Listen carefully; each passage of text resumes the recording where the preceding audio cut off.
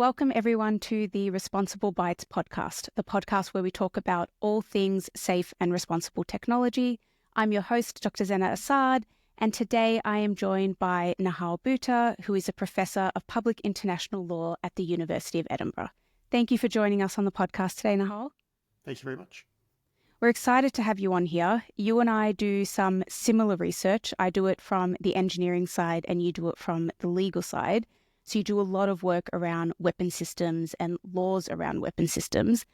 And I'm interested in understanding from your perspective what some of the different implications are of autonomous and AI-enabled weapon systems from a legal perspective. Great. So I guess it's important to distinguish between autonomy and AI-enabled. As you know, autonomous functionality has been a feature of weapons or means or methods of warfare for some time now and need not involve any use of artificial intelligence. So a good example of that are forms of loitering munitions that are used to attack air defense systems on the basis of radio frequencies. So the question in terms of legality is the same question, which is, are these weapons or means or methods of warfare capable of being used in accordance with the cardinal principles of international humanitarian law? So what that means in practice is, can we establish effective constraints on how they're used so that we can know that they can be used in accordance with the principles of distinction and proportion? Sorry, go ahead. So I just want to touch on that point of distinction and proportion. Can you explain what those mean? So in basic terms, the principle of distinction is the principle that non-military objects and persons should not be directly targeted. So this is civilians? Yes. So humanitarian law makes a conceptual distinction between civilians and combatants, or in some cases, civilians and those who are directly participating in hostilities. Okay. Humanitarian law allows you to intentionally target those who are directly participating in hostilities. There's a series of legal terms there that would have to be unpacked in order to apply the concept, but you're not supposed to directly target a civilian or a object, which is fundamentally a civilian object. So that's is that things like hospitals and houses? That's right. So all of these objects have a strong presumption of civilian status. In other words, they should be assumed to be civilian unless you can establish that there are reasonable grounds that they are no longer civilian. So all of this is to say, just to make it fairly straightforward, in conducting hostilities, the principle of distinction means that you are only allowed to intentionally target military objects and those who are combatants or participating in hostilities. But the other principle, the principle of proportion, allows for the possibility that indirectly or as a byproduct of targeting military objects or combatants, you may well harm or kill civilians. And that's permitted to the extent that it's not disproportionate to the military advantage. Who determines that level of proportionality? So the concept of proportionality is a sort of an all things considered test. You have to first, on the one hand, evaluate the military advantage to be gained by intending to attack that specific military object or that particular combatant or group of combatants. And you have to make an assessment as to whether the expected civilian harm is proportionate relative to that. So that means it's already somewhat of a sliding scale. Very high value military targets may mean that the proportion of civilians killed is accepted to be higher, so that it may permit a higher tolerance for that. It's a test which, in the end, rests heavily on the judgment of the reasonable commander, which should be informed by advice from a military legal advisor. Sometimes governments will set thresholds that they consider to be acceptable civilian casualties, which reflects their assessment of proportionality. In the end, it's not that common that these questions or assessments of proportionality are evaluated by a third party like a court, because these questions very rarely end up in court, although in principle they could. So what that means is we rely heavily on the professionalism and the legal judgment of military legal advisors, operational advisors, who are involved in planning an attack. So what's interesting to me about what you're saying is I read an article in the Washington Post. It was released last year in October. And they spoke about the use of AI-enabled detection systems or AI-enabled target identification systems by the IDF. And one of the things that stood out to me from that article was that the limitations of that system, so the inaccuracies, accelerated the civilian death toll. And so what this is making me think of with what you're saying is that that was a proportionality they were willing to accept in that given circumstance. But I think what's concerning me here is that that proportionality was accepted not necessarily because of the operation at hand, but rather because of the limitation of the tool that was being used. So in that context, is there anything in international humanitarian law that can intervene? So that's a question I think that in order to answer it, we need to unpack a little bit both what we know about that particular system, which is based on reporting, which is all we have to rely upon, but also what that tells us about, let's say, the nature of risks of the use of AI-enabled systems. And so these are sort of two separate issues. I think the second issue is a general concern. The first issue is relevant to the system at hand. So, as you know, since October 2023, there's been in the public domain a series of reports about 3 AI-enabled systems that have been used, and I think now confirmed by the Israeli Defense Forces to have been used in their attacks on Gaza. Lavender, Where's Daddy, and the third now, the name is eluding me. Hapsora. That's right, the gospel. Thank you. So combined, what we know from these systems is that they, first of all, they've been fairly long in development, and there was a version of them already used back in 2014 in the last round of hostilities in Gaza. And they involve several different functions that we could identify as AI-enabled. So one is the construction of profiles, of target profiles, through the assimilation and synthesis of large amounts of data. So this is the plugging in of big data into an artificial intelligence capability to synthesize and produce either recommendations or some form of a profile as to what are understood to be military targets. The second is connected to a form of tracking of movement, which in itself doesn't necessarily rely upon artificial intelligence, or need not. So we've had geolocation for a long time. We have, as you know. But I think the key feature of integrating that with an artificial intelligence system is to accelerate the relationship between the geolocation and the decision to target, and in some way, I suppose, to increase the number of data points that are associated with the identification of that person in that place. Okay. So what does this mean from a legal perspective? None of these things in and of themselves are prohibited by the laws of war. You could understand them on one level as maximizing the use of available data to increase accuracy, potentially, and also to increase speed, which speed in and of itself, doing something faster or slower, is not inherently lawful or unlawful. I think what we see, though, in this discussion, or what we know from the available information, is first of all that the ways in which data points were assembled and connected to the profile of a person as a potential target, it's really unclear. We just don't know whether those data were the right data, or whether the forms of inference that the AI system was using were inferences that some way we could validate as constructing the right picture of the world, right? So this is where I think there's something distinctive potentially about the AI technology, as opposed to all of the other ways in which forces try to acquire targets and validate targets, which is, and you know this very well, Zena, which is the fact that we don't fully understand most of the time how deep learning algorithms generate outputs from inputs. There's definitely an opacity there. We know that they learn something. We don't exactly know how they learn it, and it's not clear what they learn. We don't understand how they reach conclusions about relationships that may not be the conclusions that we are able to perceive.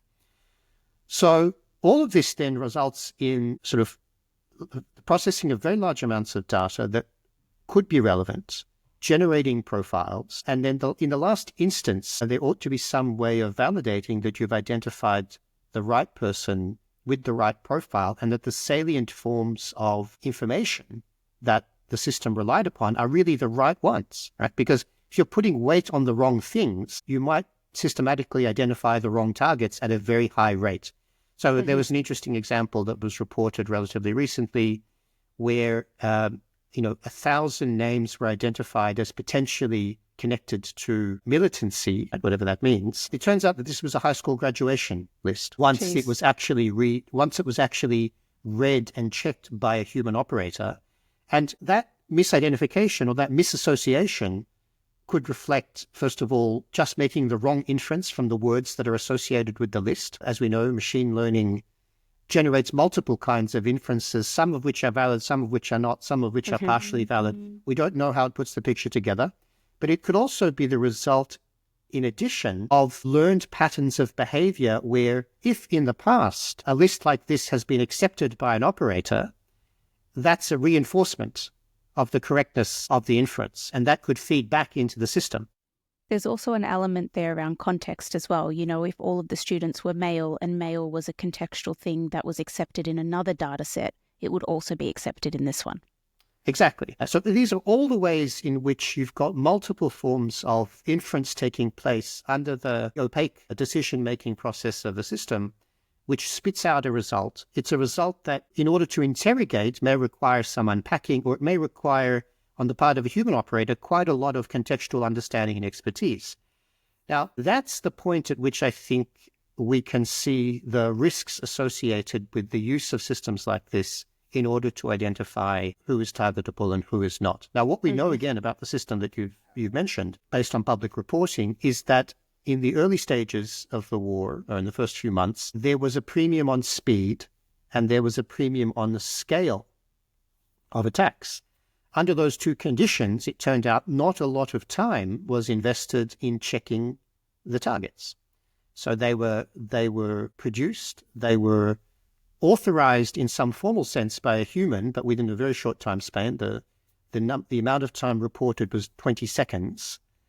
And it was then fed into the next stage of the targeting process, which leads to a strike. By contrast, others who have been involved in these processes in the past, in the context of the Israel Defense Forces, have said, normally it would take 20 people a couple of hours to validate this target, particularly if the level of casualties was expected to be very high, civilian casualties. But this instead was being done within less than a minute. So I think here, if we unpack this example, we see several things that should worry us if we're thinking about the principle of distinction. And I'll come back to the principle of proportion in a moment. The principle of distinction here, in some sense, is resting upon the acceleration of the processing of partial fragments of information that obtain weight and meaning and significance only with a certain amount of context, particularly so in the nature of the battle space that is Gaza. All of this is being compressed and streamlined such that I think the result is, well, two things that your audience might already be familiar with. Strong propensity to the risks of automation bias, right? We need to do this fast. We want to attack on a large scale.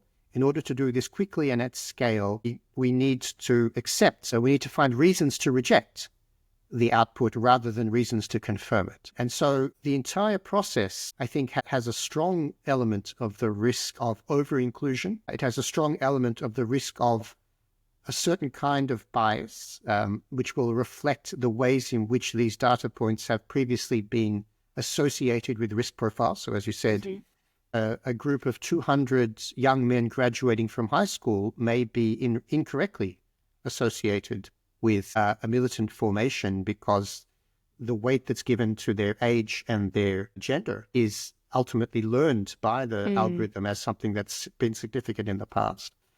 And the second worry is the absence of the possibility of real precaution. And so precaution is another principle that I've mentioned that that I haven't mentioned yet, but that's that even when you're in the process of identifying a target, you should take feasible precautions in the context to make sure that you've got the right target.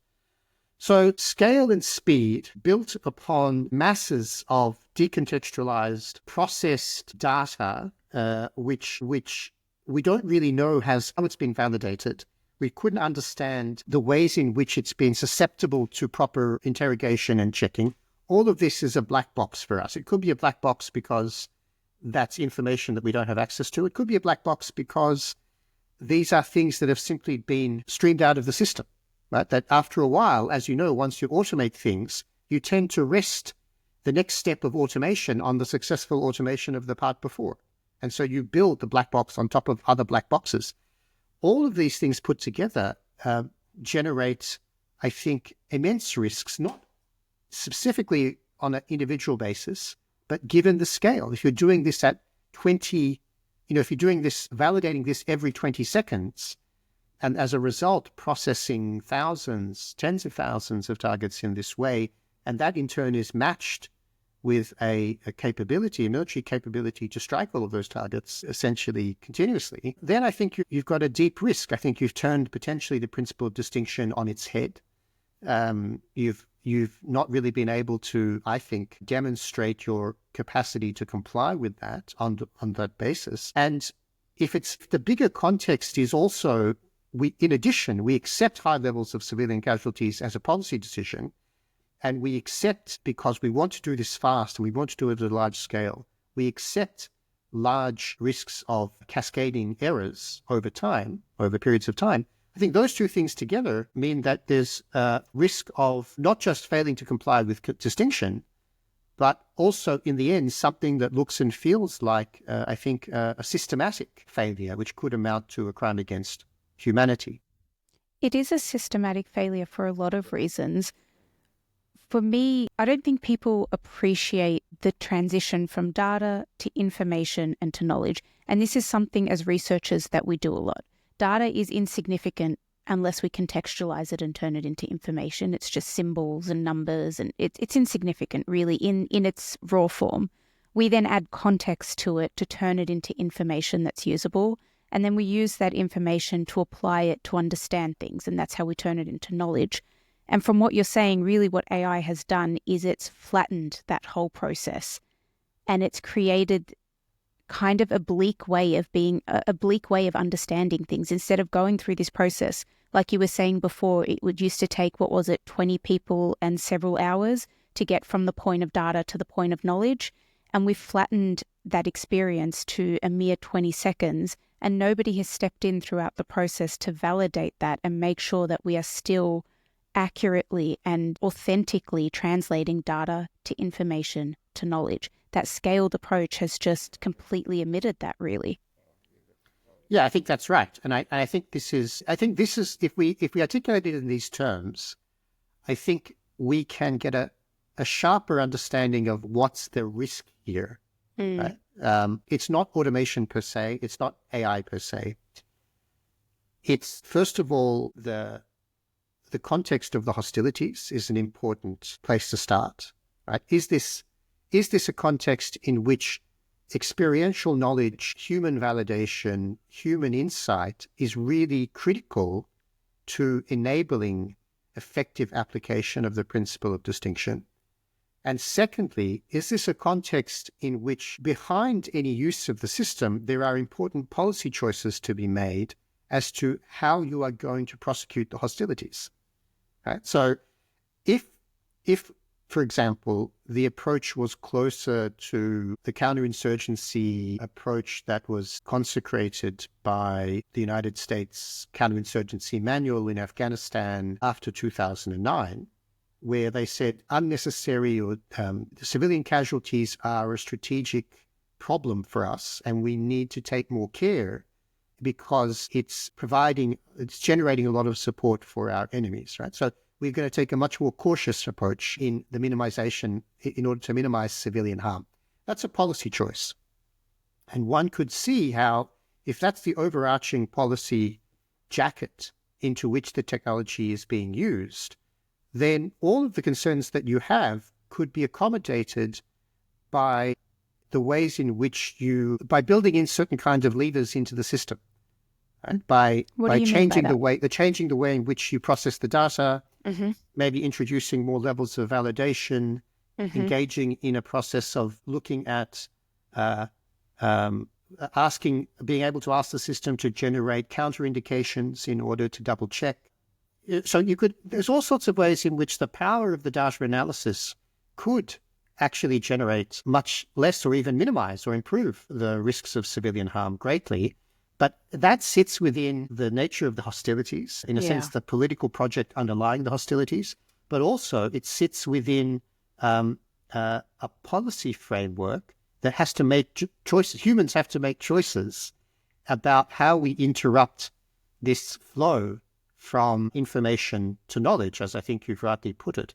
So this is why I said, I think in response to your initial question, I think what the publicly available information that we have about the use of these systems in Gaza demonstrates, in my view, their massive risks. The risks which do, in my view, lead to results that are not consistent with the spirit of the application of the principle of distinction, and which have resulted in approaches to proportionality which I think personally are unacceptable, and I think many people would agree with me. But it also shows that the power or the risks inherent in AI are driven by risks that involve humans making decisions about political and policy contexts. And we can't disentangle those two things. And the challenge, it seems to me, about the use of AI in military contexts is, have we got the right policy frameworks through which we are sufficiently attentive to the risks that are raised by this pipeline from information to knowledge? And are we sufficiently conscious of where we want to and need to draw the lines to avoid the system becoming an alibi for what may well be an unlawful policy? So on that note, we have seen with the Israel-Gaza war a number of breaches of international humanitarian law, and we've seen them without obvious repercussions.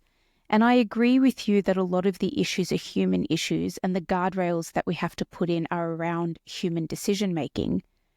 But what will those policy decisions look like, and how can they be enforced in a world where we're witnessing international humanitarian law being breached and not really seeing the repercussions for them? And maybe this is a case of me not understanding how international humanitarian law is enforced. So maybe you could shed some light on that. But and I'm sorry, I know this is so pessimistic, but I'm kind of I'm looking at this through the lens of we are witnessing what is a genocide. And I speak about this personally. So I'm witnessing a genocide, and I'm losing faith in our international institutions because I'm not seeing them step in the way that I assumed that they could. And this could be my lack of knowledge of what their power actually is. So while I entirely agree with you that it does sit within policy and it does sit within human decision making, how can we enable those kinds of things in a way that they would actually be able to be enforced? So this, as you know, this is a perennial question and a perennial problem for international law in many of its dimensions, but especially in relation to the law regulating the conduct of hostilities. And I mean, just to take an example closer to your home and my former home, the conduct of Australian special forces in Afghanistan, not involving AI or anything like that. Yeah.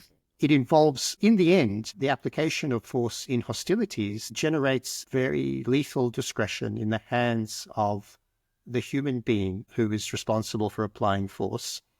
The prevention of unlawful force rests ultimately on the idea that that human being will take their legal and ethical responsibilities seriously at the same time as they are also tasked to achieve a military objective. So intrinsically, enforcement is a issue that comes much later in the development of the problem. In the first instance, it has to be about embedding within the frameworks that control the discretion of that person, whether it's the person as an operator of a system or it's the person actually using a weapon or means and methods of warfare. It has to be a framework which embeds their judgment within the rules, the applicable legal rules, and the appropriate policies, right? So that's my short answer is that's the only way that we can ever expect compliance. Mm-hmm. So in the first instance, militaries are the key point of enforcement. The militaries must at some level police themselves with all the risks and challenges that involves by establishing frameworks for training, for review of protocols and procedures concerning the use of force to ensure that they are consistent with lawfulness and the application of the rules, and ultimately then enforcement in the sense of investigating and punishing where information comes to light. But I guess the first observation is investigation and punishment in that hard sense of enforcement is relatively rare, both domestically and internationally. So we can't often, unfortunately, expect that will be the main way in which we can see compliance and enforcement. The shadow of some form of enforcement, the shadow of a court, International Criminal Court, or the shadow of a court-martial is definitely important. But I would say that in the first instance, and probably also in the second or third instances, it relies upon the effective construction and maintenance of a institutional military culture which approaches the policy questions in the right way in accordance with the spirit of legality, but secondly, has mechanisms through which those rules are maintained as operational imperatives, even in very difficult circumstances. And within that, we can see that the role of military lawyers is very important. The role of policymakers is very important, but also the role of civilian political leadership is terribly important in emphasizing that military institutions need to uphold these rules as part of their basic mission to engage in defense. Right? If you don't have those layers of commitment, then unfortunately the prospects for compliance are very... Now, in that context, I think we have many reasons to worry at present. You might have noticed in the last week, the 3 top military legal advisors in the United States military were dismissed by the Secretary of Defense. I did. That's unprecedented in my knowledge. Without any particular reason, they were all dismissed. And I think it reflects an underlying attack on the role of military lawyers as institutional safeguards for that sort of cascading set of legal and policy commitments that I've referred to as absolutely essential. And we also know that the current Secretary of Defense of the United States, Peter Hegseth, made his name partially by insisting on a pardon for a member of the armed forces who had been convicted of murder in Afghanistan for unlawfully killing civilians, and that he has a dismissive attitude towards the role of military lawyers. So I'm afraid none of that really bodes well for it doesn't. Humanitarian law and its compliance. And I think it's really critical that particularly allies of the United States reiterate and maintain their commitment to these principles in the light of such risks. Just coming to the question of genocide. So yes, as we know, we had 3 orders of the International Court of Justice, binding orders under the Genocide Convention, provisional orders that required Israel to take certain steps in fulfillment of its obligations to prevent and punish genocide. All those 3 orders were ignored. And there were, at least up until the present, no serious consequences, I think, in terms of the violation of those orders. Their bindingness is not in question. It's a binding obligation that arises under a treaty which gives jurisdiction to the court to make orders in this matter, but they were ignored. And I think we see also increasingly a willingness by member states of the International Criminal Court who in other circumstances would have insisted on the enforcement of an arrest warrant, which is binding and valid until it's overturned by an appeal court, to pretend that obligation doesn't exist, or to somehow say that we can amend that obligation as we see fit, depending on our political objectives. All of this, none of it is completely surprising. We've seen variations of it, but it doesn't bode well for the idea that we've constructed slowly over time a system of international legal obligation where there are multiple instances that they can attempt to be enforced, right, directly or indirectly. There is no sovereign state which rules the world in a direct legal sense. So in the end, international law enforcement depends on states, on courts within states, and sometimes on international courts, each upholding and maintaining legal obligations. And I think, unfortunately, in the last 3 or 4 years, we've seen all of these. It's inherently extremely brittle structure. It's very fragile. Yeah, I think we're really seeing that. And I think we're seeing that brittleness is being pushed to breaking point. And the question is how and whether it can really recover from that, right?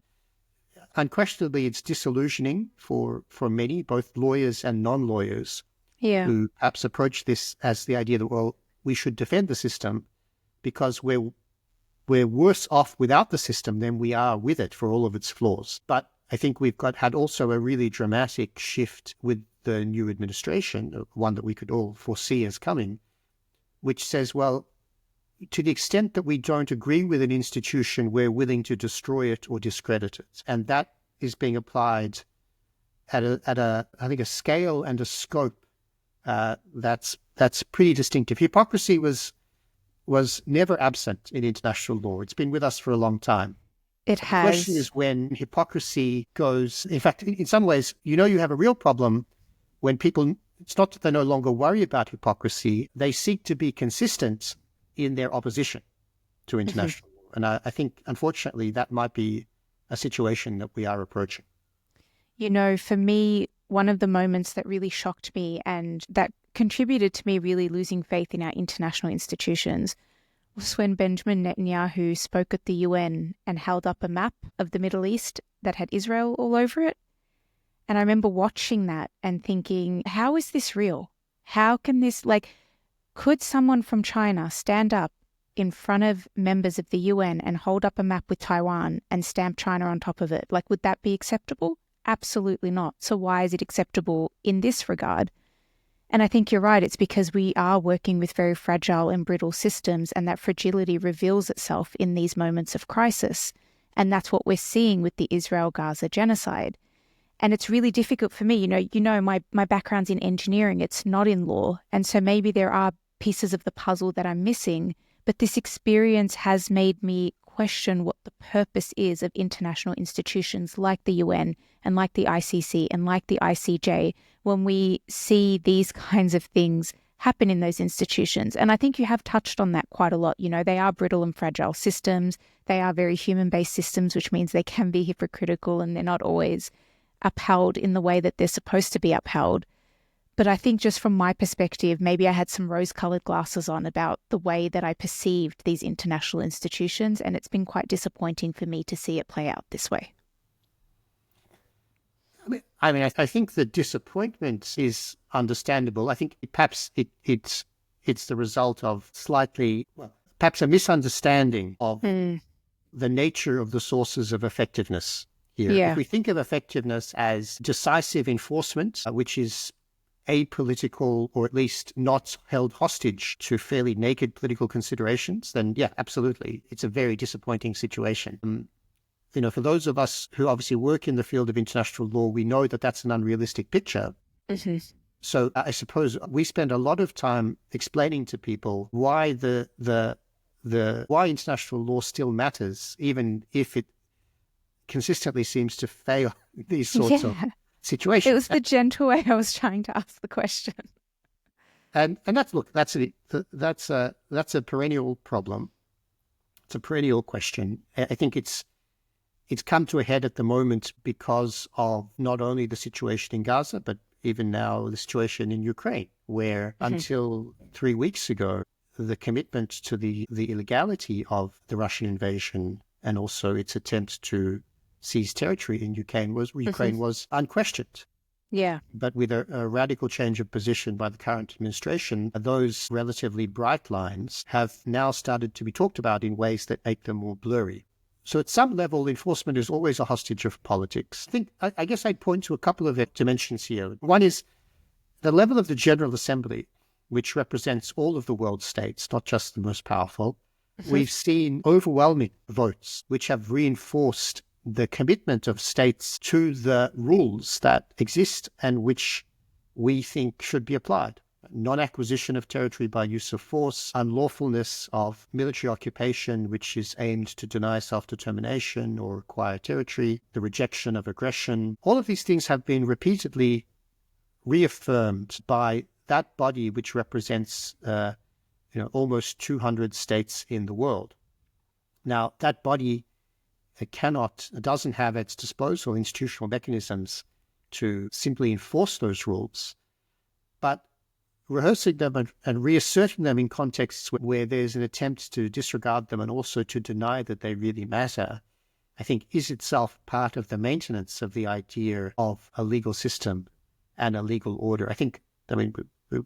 This is not principally a jurisprudence about a podcast about jurisprudence, so I won't go too deeply into this. But one way of thinking about this is who really enforces the Constitution?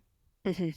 Even in a domestic state. We say, well, there are courts. Yes, there are courts, but actually, if you ask on what basis could an order of the High Court of Australia be enforced if the executive simply chooses to disregard it? Yeah. It's actually not clear. Right? We don't have a constitutional police force that will go around and enforce people. Rather, it rests in some ways on the same version of what I've been describing in relation to the way in which we try to reinforce the cultures of compliance within institutions, that we, public officials, take the Constitution as the conditions under which they exercise their power, and they comply with court orders, not because somebody's holding a gun to their head or twisting their arm or threatening to put them in jail, but they comply with them because of the understanding that the political and legal system as a whole can't function without them. Now, I think that's still true about international law, even though at the limit cases that we see, the hardest cases, and also, I should say, cases that involve terrible injustice and terrible human suffering, we can't observe the amount of compliance that we would like to observe. It doesn't follow from that it's still a fundamental constitutive set of rules that states have to interact on and around. And they do have a way of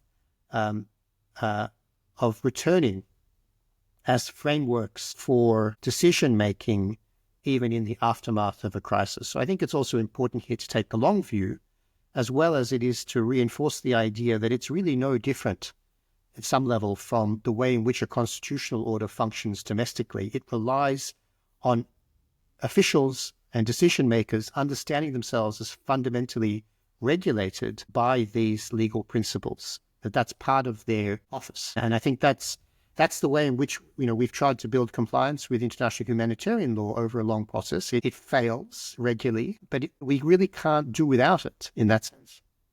You've put a much more optimistic spin on what was a very pessimistic question on my end. And I think ending on this point of optimism is probably a good idea. But I do want to ask you the last question, which is the question I'm asking all of my guests. And it is, what is one piece of advice you can give to people for safely and responsibly engaging with technology? So what is your one responsible byte?